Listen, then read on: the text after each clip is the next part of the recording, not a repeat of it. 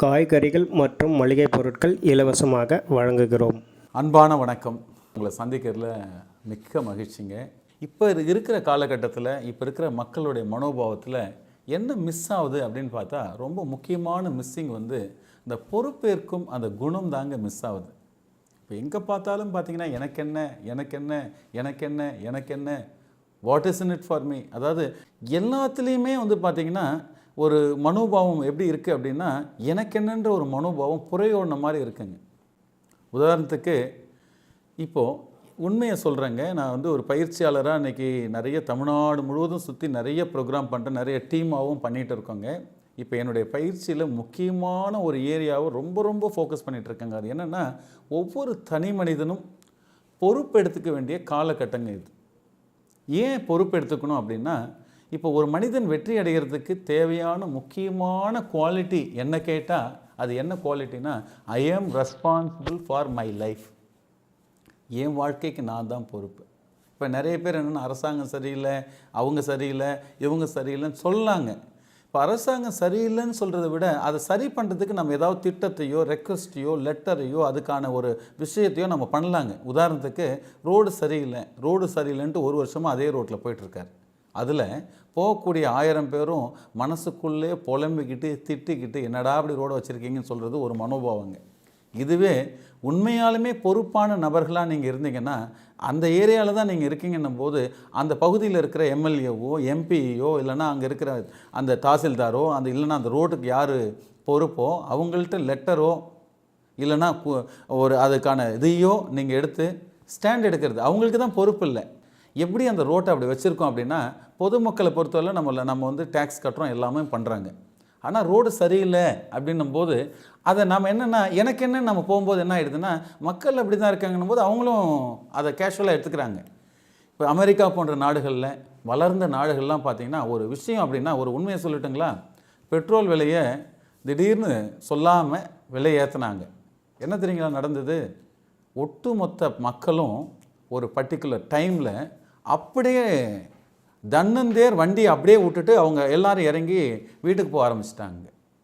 அரசாங்கம் மாடி போயிடுச்சு. இது நீங்கள் பத்திரிக்கையில் கூட படிச்சிருப்பீங்க. இமீடியட்டாக வித்ட்ரா பண்ணாங்க.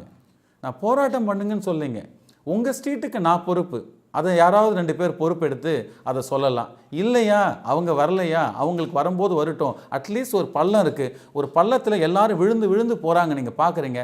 பக்கத்தில் மண்வெட்டி எடுத்து 2 பாண்டு அந்த மண்ணை கொட்டினீங்கன்னா கூட அந்த பள்ளத்தை தூக்க முடியும். எதிரிலே கடை இருக்குது, எனக்கு என்னன்னு அவர் உட்காந்துருக்கார். எல்லாமே அரசாங்கம் பண்ணுன்ட்டு. அதுக்கு பதிலாக என்ன பண்ணலாம், ஒரு ஃபோட்டோ எடுத்து அவங்க கம்யூனிகேட் பண்ணலாம். இது மாதிரி எனக்கு இடத்த இருக்குங்க, சரி பண்ணுங்க அப்படின்னு சொல்லலாம். சரி பண்ணாத பட்சத்தில் டெம்பரவரியாக ஏதாவது ஒரு அரேஞ்ச்மெண்ட்டாவது நம்ம பண்ணலாம். அந்த மாதிரி அந்த பொறுப்பு எடுத்துக்கலாங்க. குடும்பத்தினுடைய மகிழ்ச்சிக்கு நான் தான் பொறுப்பு. என் பசங்க படிக்கலைன்றதுக்கு பதிலாக அவங்க படிக்க வைக்கிறதுக்கு நான் தான் பொறுப்பு. அவங்க ஆரோக்கியத்துக்கு நான் தான் பொறுப்பு. இப்போ இந்த பொறுப்புன்றதை இப்போ யோசிச்சு பாருங்கள். அவாய்டிங் ரெஸ்பான்சிபிலிட்டியில் எங்கெங்கெல்லாம் நம்ம ரெஸ்பான்சிபிள் இல்லாமல் இருக்கும் அப்படின்னு பார்த்தா மெனி ஏரியாஸ் இருக்குங்க. அப்போ அந்த மெனி ஏரியாஸை ஒரு ஏரியாவாக நம்ம ஒரு இந்த ஏரியாவுக்கு நான் பொறுப்பெடுத்துக்கலாம், இந்த ஏரியாவுக்கு நான் பொறுப்பெடுத்துக்கலான்ற மாதிரி செயல்பட்டோம் அப்படின்னா, யோசிச்சு பாருங்கள், நம்ம தமிழ்நாட்டில் இருக்க 7 கோடி பேரும் ஒரு பொறுப்பான நபர்களாக இருந்தால் எப்படிங்க இருக்கும் இந்த சமூகம்? நினச்சி பாருங்கள். 8 கோடி பேருன்றாங்க. பொறுப்பாக ஓட்டு போகிறதுக்கே பாதி பேர் வரதில்லைங்க. ரொம்ப வேதனையாக இருக்குது. அப்போ பொறுப்பு இல்லை. நாட்டை பற்றி சொல்கிறதுக்கும் உங்களுக்கு பொறுப்பு இல்லை, உங்களுக்கு அக்கறை இல்லை, உங்களுக்கு தகுதி இல்லைன்னு தான் சொல்லுவேன் நான். 100% போலிங் ஆகணுங்க. அப்போது நம்ம மக்கள் மேலே அது ஒரு பயம் இருக்குங்க. இப்போ அது மாதிரி ஒவ்வொரு செயலையும், இப்போ ஒரு விஷயம்னா ஒரு 100 பெட்டிஷன் வருது அரசு அமைப்பில். இப்போ நீங்கள் எந்த பெட்டிஷன் நீங்கள் கொடுத்தாலும் அதை ப்ராப்பராக ஆன்லைனில் பதிவு பண்ணி அதுக்கான ட்ராக் ரெக்கார்டு எடுக்கிற அளவுக்கு இன்றைக்கி கலெக்டர்ஸ்லாம் பார்த்திங்கன்னா, அவங்க ஒவ்வொரு மாவட்டத்துலேயும் ப்ராப்பராக ஒரு அமைப்பு, அதாவது தாசில்தார் அந்த ஏரியாவில் இருக்கவங்கெல்லாம் கூப்பிட்டு இந்த பெட்டிஷன் வாங்கியிருக்கீங்களா, என்ன ரிசல்ட்டு, என்ன பண்ணியிருக்கீங்கன்னு கேட்குற அளவுக்கு இன்றைக்கி அட்மினிஸ்ட்ரேஷனில் நிறைய மாற்றங்களை கொண்டு வந்திருக்காங்க. நம்ம எல்லாரும் இன்றைக்கி நிறைய பொறுப்பான அதிகாரிகளும் இருக்கிறாங்க, பண்ணிகிட்டு இருக்காங்க. நம்ம என்ன பண்ணலான்னா, இந்த பிரேக் டவுன்ஸ் இருக்குது, இந்த இஷ்யூ இருக்குதுன்னு நீங்கள் சொல்லி கரெக்டாக அங்கே தெரிவித்து அதை ஒரு பெட்டிஷனாக மனுவாக போட்டு நம்ம அதை ஃபாலோ பண்ணோம் அப்படின்னா நிச்சயமாக மாற்றங்கள் வருங்க. தயவு செய்து இதை ஒரு சமூகத்துக்கும் சரி, உங்கள் நிறுவனத்துக்கும் சரி, குடும்பத்துக்கும் சரி, எல்லா ஏரியாலையும் நம்ம பொறுப்பெடுத்துக்கிற அந்த மனோபாவம், ஐ எம் ரெஸ்பான்சிபிள், இந்த நாடு என் பொறுப்புங்க. அந்த ஒரு எண்ணம் எனக்கு இப்போலாம் வந்து அதிகமாக இருக்குங்க. என் நாடு, என் மக்கள், என் சகோதரன், என் சகோதரி, என் குடும்பம். இன்றைக்கி பார்த்துட்டு இருக்க நீங்கள் ஃபிசிக்கலாக வேறு ஏரியா இருக்கலாங்க, ஆனால் இன்றைக்கி என் குடும்பம். தயவுசெய்து பொறுப்பு எடுத்துக்கோங்க. அந்த பொறுப்பை தட்டி கழிக்காதீங்க. பொறுப்பை நம்ம 100% எடுத்துக்கும் போது நிச்சயமாக மகத்தான மாற்றம் வரும். இன்றைக்கி ஒரு உதாரணம் சொல்லட்டுங்களா? ரோடு சரியில்லை சொல்கிறோம் இல்லைங்களா, அது மாதிரி குளம் சரியில்லை, ஏரி இல்லை அப்படின்றோம் இல்லைங்களா. ஆனால் சென்னையிலங்க ஒரு மிராக்கிள் அப்படி தான் சொல்லுவேன். சென்னையில் ஒரு நண்பர் காசி விஸ்வநாதன்ட்டு, காசிநாதன் அவர் பேர்.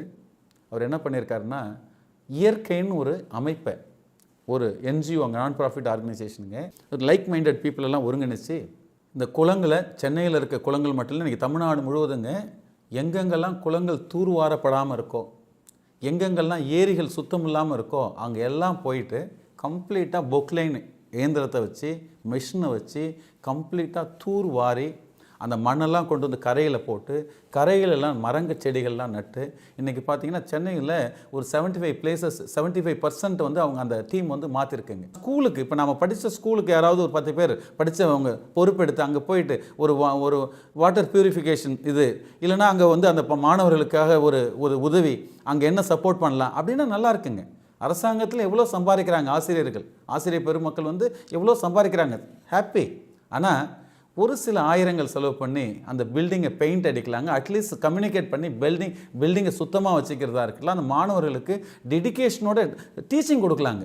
குறைகளை நிறைகளாக்கும் சமூக செயல்பாட்டாளர்களுக்கு நன்றி. நாட்டுக்கும் நாட்டு மக்களுக்கும் என்னுடைய பணியை நான் தொடர்வேன் என்று திருவள்ளுவர் இயற்றிய திருக்குறளின் மூலமாக பல பொறுப்புகளை உலக மக்கள் பின்பற்றி வருகிறார்கள். ஒரு சிறு செயல் சமூகத்துக்காக என்று பல சமூக சேவைகளை செய்து வருகிறார்கள். இதுபோன்ற சமூக அக்கறை உள்ள பொறுப்பு எனக்கும் இருக்கிறது. எனவே ஆர்எஸ் லீடர்ஷிப் யூடியூப் சேனலை துவங்கியிருக்கிறேன். அந்த சேனல் மூலமாக பல உதவிகளை என்னால் முடிந்தவரை செய்து வருகிறேன். முதலில் காய்கறி மற்றும் மளிகை பொருட்கள் தேவையானவர்களுக்கு உதவிகள் செய்து வருகிறோம். அமேசான் மற்றும் ஃப்ளிப்கார்ட் ஆன்லைன் வழியாக எங்கும் யாருக்கும் தமிழ்நாடு முழுவதும் உள்ள எல்லா உறுப்பினர்களுக்கும் ஃப்ரீ டோர் டெலிவரி செய்து வருகிறோம். நல்லதை நானும் சொல்வேன், நானும் செய்வேன் என்று நினைப்பவர்களை வரவேற்கிறோம். விருப்பமுள்ளவர்கள் ஆர்எஸ் லீடர்ஷிப் யூடியூப் சேனல் மூலமாக உறுப்பினராக இணையலாம். உறுப்பினராக இணைந்த பிறகு முன்னுரிமையாக உங்களுக்கு காய்கறி மற்றும் மளிகை பொருள் வழங்கப்படும். அதன் பிறகு உங்கள் சார்பாக உங்கள் பகுதி மக்களுக்கு உதவிகள் நீங்கள் செய்யலாம். பொருட்கள் நாங்கள் இலவசமாக வழங்குகிறோம். நல்லதை நானும் சொல்வேன், நானும் செய்வேன் என்ற உறுப்பினர்களை மட்டும் வரவேற்கிறோம். பயன்படுத்திக் கொள்ளுங்கள். நன்றி.